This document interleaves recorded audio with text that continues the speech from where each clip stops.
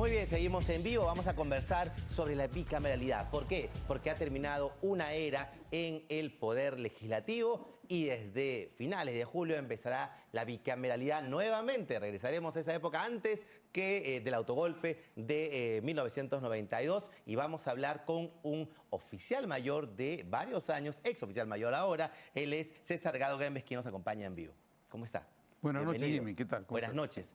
A ver, ¿qué es lo que tenemos enfrente? ¿Qué es lo que viene? ¿Vendrán mejores leyes con la bicameralidad?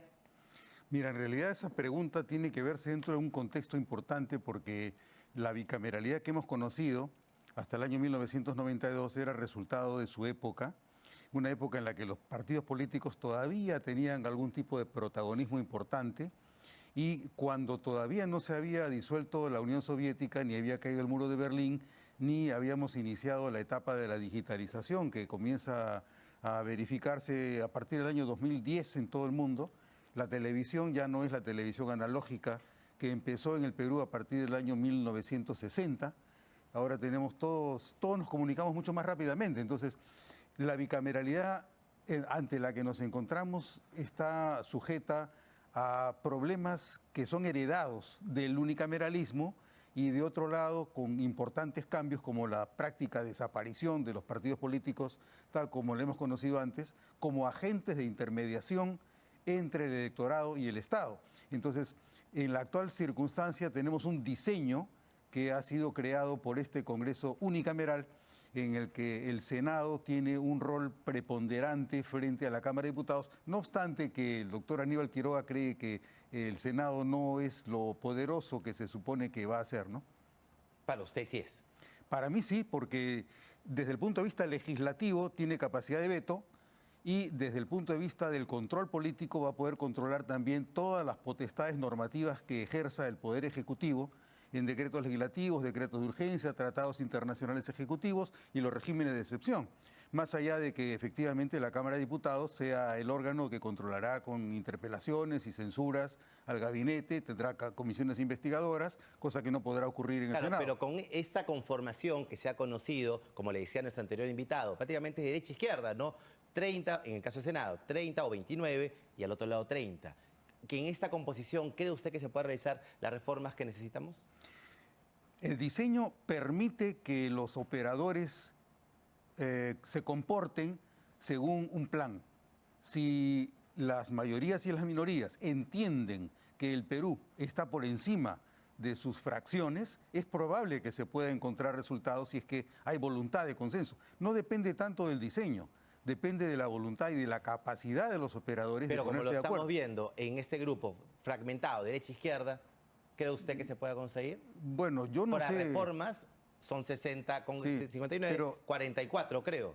Digamos, no llega a ninguno de los dos. Si quisiera. Pero recuerda, Jimmy, que todo depende de la capacidad que tengan los voceros, que son los que articulan a quién le sugiero que salga de su partido para que me apoye, qué le doy yo para que él haga lo que yo necesito. Esa es la manera en la que han venido operando en el Congreso y por eso es que hemos visto alianzas raras como la alianza entre Fuerza Popular y Perú Libre en el Congreso unicameral, donde se han puesto de acuerdo a pesar de la diametralidad de sus oposiciones.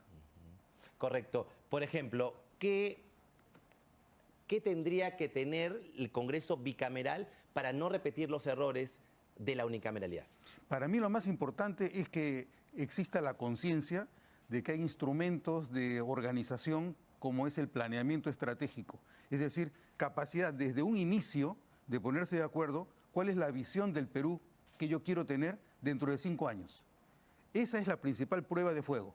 Si existe una disposición de ver un Perú distinto, donde todos suman, con objetivos comunes para 5 años, con metas comunes para 5 años, con tareas comunes para 5 años, si existe esa posibilidad, obviamente vamos a tener un país más ordenado.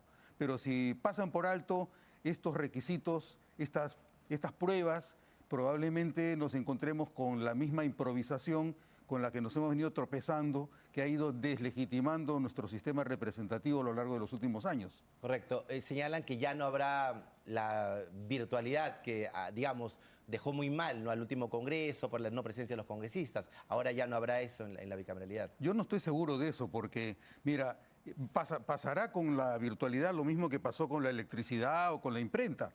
Al principio se lo va a ver como un anatema, es decir, un gran peligro, pero todo depende de cómo es que los operadores se comportan. Tú puedes perfectamente hacer uso de la virtualidad cuando sabes cómo hacerlo, te comportas honestamente y la utilizas conforme a las necesidades que uno tiene. Pero si vas a ver que de repente por ahí alguien se le escapa y puede ir al baño y se está viendo cosas que no debieran verse, o de repente te vas a una playa y todo el mundo te reprocha que dónde estás sesionando. Mira, en realidad todos estamos viendo cómo se utiliza la virtualidad positivamente, sobre todo en la enseñanza. Claro, pero en el Congreso, donde tienen que ir los congresistas para debatir, ahí no debería, ahí tendrían que estar de manera presencial. Bueno, esa puede ser tu opinión, pero en realidad yo creo que si se utiliza bien ¿Usted la mantendría? Para mí lo más importante no es eso, para mí es la calidad de los operadores. Si los operadores saben utilizar correctamente la virtualidad, enhorabuena. Igual que lo que pasa con la inteligencia artificial, acabas de recibir a Jair Manrique y obviamente él te dirá que probablemente si se usa bien la inteligencia artificial, nada va a poder superar al ser humano. El ser humano no es reemplazable ni por robots ni por nada, si es que se sabe dirigir los instrumentos que nuestra razón nos pone a nuestra disposición para avanzar en un camino que nos va a beneficiar a todos. Correcto. Rafael López Aliaga, ¿qué va a pasar con él? ¿Qué va a pasar con ese escaño? ¿Qué va a pasar? Mira, lo más importante es primero tener claro que el señor López Aliaga no podía postular a la reelección de la alcaldía porque es una prohibición que se establece. No cabe la reelección en mandato de alcaldes.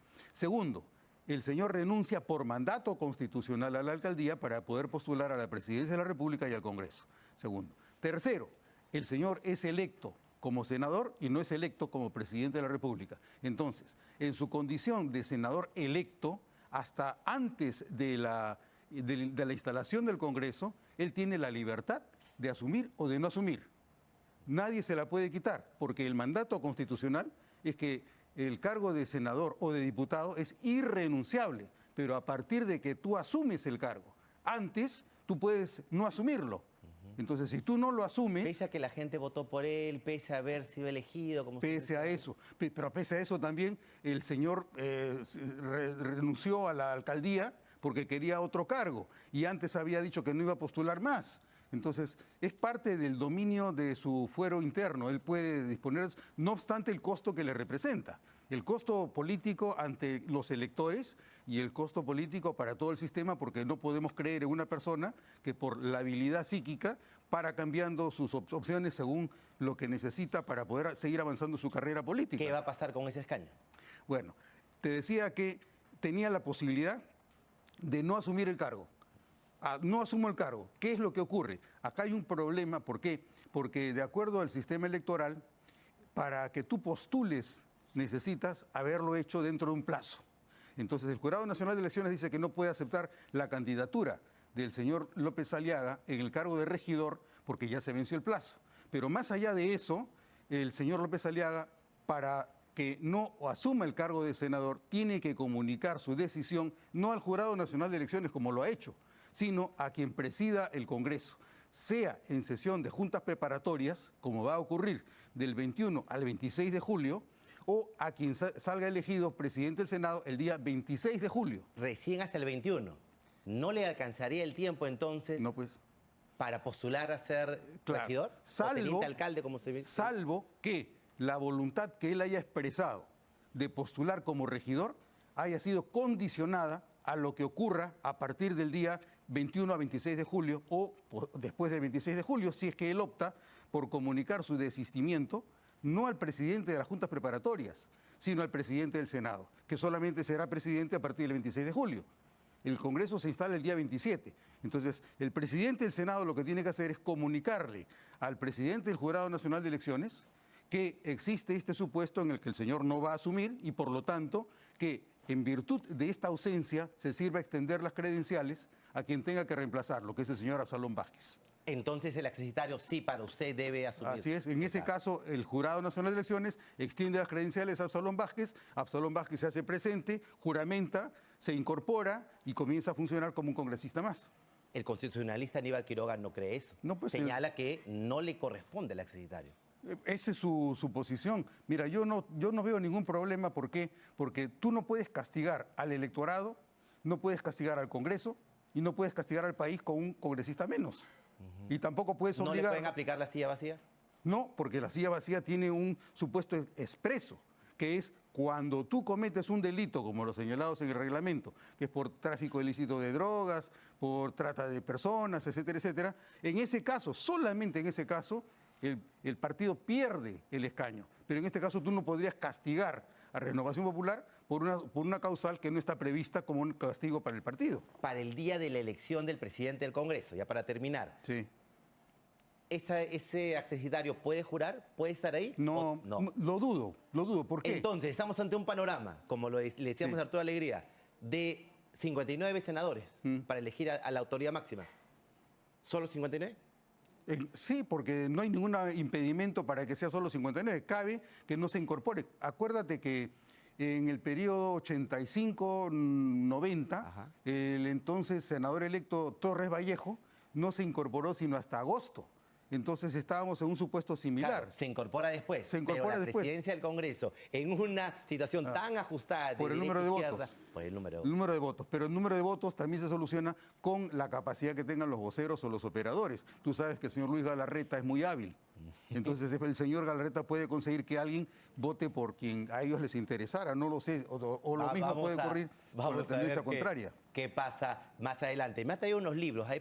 Esos libros que tiene ahí, él ha sido oficial mayor. Oficial mayor es un cargo muy importante en el Congreso que tiene que ver con toda la parte administrativa y ha trabajado con varios presidentes. Este libro, ¿Qué Parlamento Queremos?, lo escribí el año 1992 a propósito del golpe del señor Fujimori, cuando él, criticando el sistema bicameral, dijo que no era conveniente y que había que ir al sistema unicameral. Este libro lo escribí en noviembre del año 1992, cuando yo todavía tenía 39 años, y ya era suboficial mayor, no reconocido por la Comisión Administradora del Patrimonio del Congreso, presidida por el señor Asís Clos Zamora y luego por el señor Wilfredo Mori.